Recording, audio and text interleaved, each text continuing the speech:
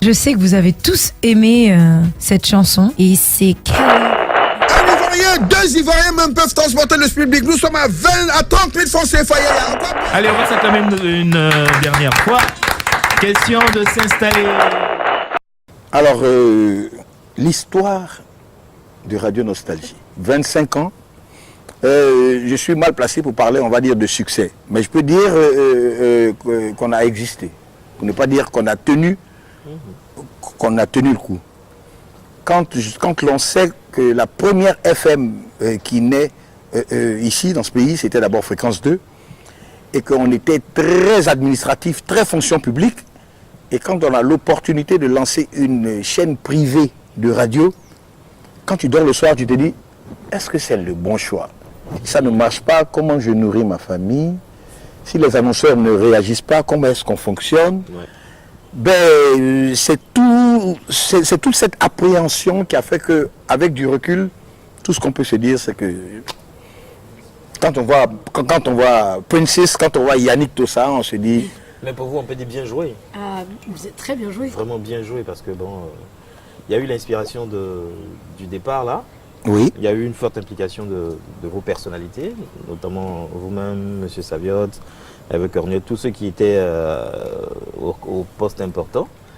Et puis, il y a eu, je ne sais pas si je dois dire, une forte écoute des auditeurs, ou bien vous êtes resté sur une idée qui a fini par être celle que les auditeurs ont adoptée. Vous avez suivi votre vision. C'est ça, quelque chose comme ça. Les gens ont adopté la vision aussi. Non, en fait, je pense qu'on nous a imposé, bon, bien qu'il y a eu quand même beaucoup de discussions, hein, on nous a imposé la vision nostalgie. Mais comme je le dis souvent, l'avantage que nous avions, nous, en Côte d'Ivoire, pour ne pas dire nostalgie Afrique, c'est qu'on a une nostalgie musicale de deux cultures. Ce que nos partenaires français n'ont pas. Ils ont leur nostalgie qui est franco-française. Nous, quand tu écoutes du Brel, tu écoutes du franco, du Baïs Pinto, du franco, du taboulé. Donc on avait ce double avantage. C'est-à-dire là où ils nous stressaient et ils nous mettaient la pression, genre la ligne éditoriale de la radio, ce sont des golds. Voilà, ce sont de grands classiques. Ce sont des grands classiques. On ne peut pas mélanger. Alors, et là, c'est là que Ahmed Bakayoko jouait. Il disait non, écoutez, là, nous, on vous comprend. Mais vous ne pouvez pas demander à mon père, qui a près de 70 ans, qui est postier de formation, qui a grandi avec du Baïs Pinto, de n'écouter que du Brel. Ouais. Si vous avez Brel, il a connu Brel, ça c'est sûr, dans sa formation, mais on a du Pinto que vous n'avez pas. Alors donc ils ont accepté, mais difficilement, le principe de cet équilibre musical qui nous donnait notre histoire et la leur. Ouais. Mais à la longue, c'est passé. On peut dire que ça a été une réussite, mais ça n'a pas été facile. Ouais, j'imagine. Battu jusqu'au bout. Jusqu'au bout. Il fallait trouver 25 ans, il fallait trouver les noms, il fallait trouver les premières voix. À l'époque, on ne connaissait de la radio que ceux qui travaillaient sur la radio d'État. Ouais. Donc il fallait, à base de casting, bon, nous on a appris sur le tard avec les Paul Saviotte et autres qui nous ont inculqué la dynamique de perception d'un bon présentateur ou bien d'un bon animateur radio. Il y a des codes, parler sans accent, être concis. Et c'est là qu'on apprend. Moi, à l'époque, quand je faisais de la radio, dès que je mets Michael Jackson, je raconte ma vie sur Michael Jackson.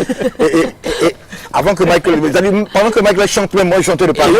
Nous qui écoutions, on aimait ça. Voilà. Et c'est là qu'on m'apprend que, ah non, non, tu dois savoir que sur chaque single, tu vas remarquer qu'il y a 15, 10, voire 20 secondes avant que le chanteur ne place sa voix. C'est pour permettre à l'animateur de dire blablabla, et quand tu dis le nom du truc, il a commencé à chanter. On dit, donc, bon, ça n'a pas été facile, hein. C'était une autre école, une nouvelle école.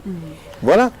Et quand les Yannick arrivent, Yannick aujourd'hui, je l'appelle, je me demande, toi tu as commencé en quelle année même dans cette année? Moi, je suis arrivé...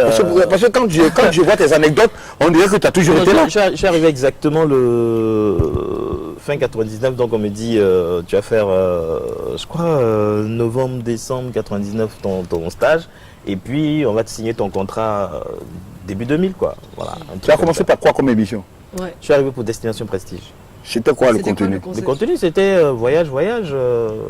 Comme faire Claire des Elvire, tours. hein. Non, c'était Joël qui le faisait. C'était quand Joël partait au Canada, justement, que moi, on m'a appelé. Venait d'être nommé chef d'antenne. Il Ouais. était chargé de recruter les gens parce que, bon, il y a Joël qui partait aux États-Unis, au Canada, pardon. Il y avait quelqu'un d'autre qui partait. Comment il s'appelle? Jean-Marc Kwasi? Oui, il y a eu Il y avait aussi. 2 départs et il fallait les combler. Donc, il y a Pascal qui vient de Cocody FM et moi, je venais de City FM. Bon, Varol m'appelle et ça se passe pas très bien. Donc, quand l'info arrive à M. Zobo, il demande à Yves de m'appeler. Yves Dembella qui m'appelle, il me dit non, c'est M. Zoboul qui a demandé que tu viennes. Donc, c'est là que je viens, je fais ma première réunion. Dès que je finis, j'ai même pas fait la réunion. Je suis arrivé à midi, il m'a donné rendez-vous à midi, je suis arrivé. Il m'a dit on a réunion à 16h, non? Et la réunion, il a fini la réunion, il dit ah tiens, Yannick, je vous pose à Yannick qui commence demain. Commence demain? Et donc j'ai commencé. J'ai commencé le lendemain. Bon, aujourd'hui, comment vous vous trouvez d'abord? Alors, maintenant, moi, avec du recul, là, je pose la question à Princesse. Là. Comment ça se passe? Ça va. Oui. Moi, c'était une nouvelle expérience. Je voulais une expérience en Afrique et c'est un peu. Mais un tu arrives mix d'où de d'abord? deux. Dis-nous, parce que dis-nous, tu viens d'où? I am from Washington, D.C. Genre, Donc tu décides de venir à Abidjan. Donc j'essaie de venir à Abidjan pour un film market, un marché du film. Bon, j'avais dit à chaque fois, ouais, bon, écoute, on se connaissait d'internet. C'est comme ça que je fais mon boulot un petit peu. Instagram, j'ai une amie qui me dit, ouais, non, et tout, Nostalgie en Côte d'Ivoire, c'est super, il faut que tu suives cet animateur, c'est un journaliste, il est super. Essaye de le voir quand tu arrives en Côte d'Ivoire. Donc, coucou, Cheikh, ça va bien, c'est Princesse, écoute, je suis là en Côte d'Ivoire, comme promis. J'aurais voulu te voir et tout, lunch, dinner, whatever, au moins prise de rendez-vous, quoi. Et là, direct, papa, viens demain, c'était un jeudi, je fais, oh. Donc j'arrive à Nostalgie pour vraiment juste un échange, quoi. Et le gars me dit, reviens demain for practice. J'ai dit practice. Il me dit a practice en anglais. Donc j'ai a practice. Il me dit viens, écoute l'émission, tu viens à 9h45, viens. Ok, bon, je vais. À 9h45, moi je ne savais pas que je venais pour une audition. Et finalement, on fait cette audition où on fait un récap, 15 minutes récap du Super Morning. Du coup, le lundi, je suis arrivée au travail et puis je suis jamais repartie. Donc avec du recul, moi tout ce que je peux dire c'est que ça a été une expérience extraordinaire. 25 ans comme disent les Ivoiriens, c'est pas 2 jours. Et là il y a vraiment le... C'est générationnel. Oui, vraiment. Vous avez